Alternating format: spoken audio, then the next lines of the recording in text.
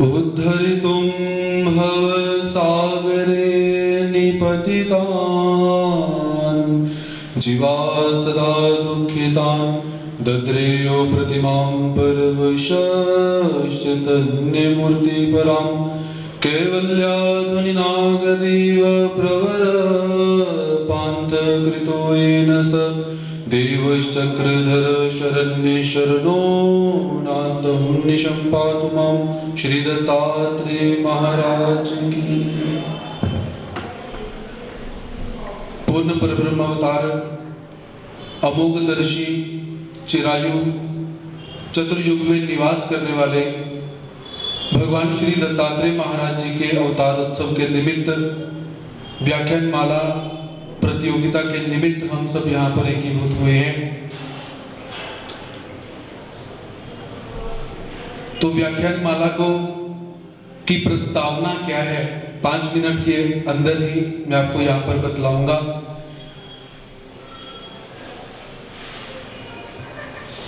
आप लोगों ने सबसे पहला जो आईफोन आया था वो किसने चलाया हुआ है?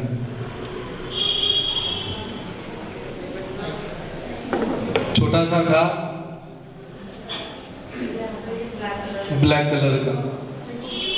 और आज आईफोन का जो लास्ट मॉडल है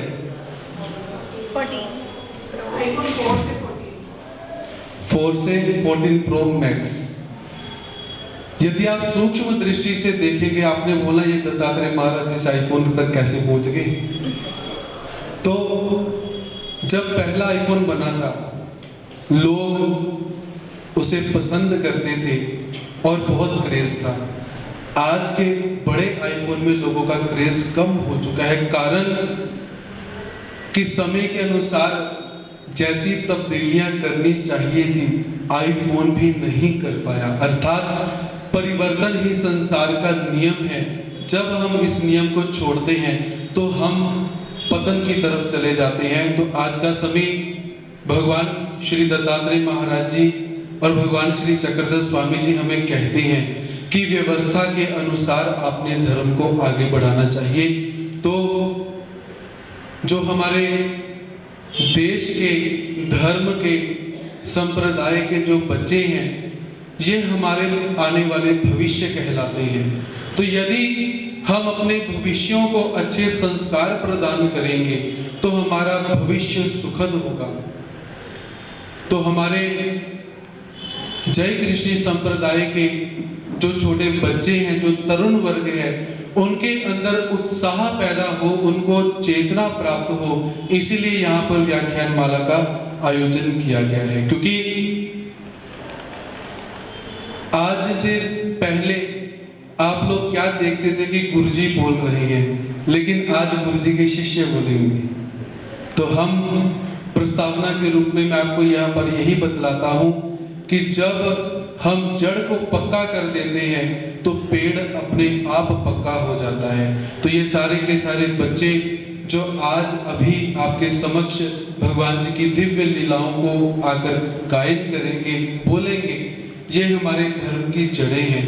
और आने वाले समय के अंदर महानुभाव पंथ को एक ऐसा सुदृढ़ वृक्ष प्राप्त हो जाएगा कि हम अपने धर्म को उन्नति की तरफ अवश्य लेकर जाएंगे। आप लोग कहते हो कि हमारा जय कृष्णी धर्म समाप्त हो रहा है, लेकिन जब हम जड़ें पक्की कर देंगे तो धर्म कभी समाप्त नहीं होगा। तो इसी उद्देश्य के साथ व्याख्यान माला प्रतियोगिता का यहाँ पर आरंभ किया गया है। तो जो छोटे छोटे बच्चे हैं उनसे मैं गुजारिश करूंगा कि घबराना बिल्कुल नहीं है। आप कहीं भूल जाओगे, मैं आपको थोड़ा सा बता भी दूंगा, तो घबराना आप लोगों ने बिल्कुल नहीं। क्योंकि जिंदगी में एक नियम याद रखिए, मैं जब महानुभाव आश्रम शिक्षण संस्था बाम्बोरी में था तो ढोलकी सीखता था एक सर से। उन्होंने मुझे 3 ताले सिखा दी, भजनी ठेका सिखा दिया, कैरवा सिखा दिया और जो 3 ताल थी वो सिखा दी।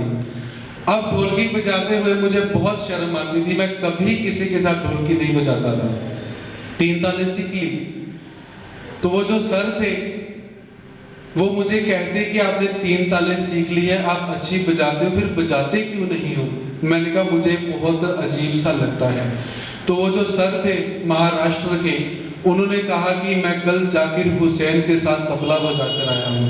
मुझे पता है कि मैं जाकिर हुसैन की बराबरी नहीं कर सकता, पर मुझे जितना आता था वो मैं बहुत अच्छा बजा कर आया हूँ। इसीलिए आपको जितना आता है, जब माइक आपके हाथ में आ जाए तो आपने मन में विचार क्या करना है, जो मुझे आता है वो किसी को नहीं आता।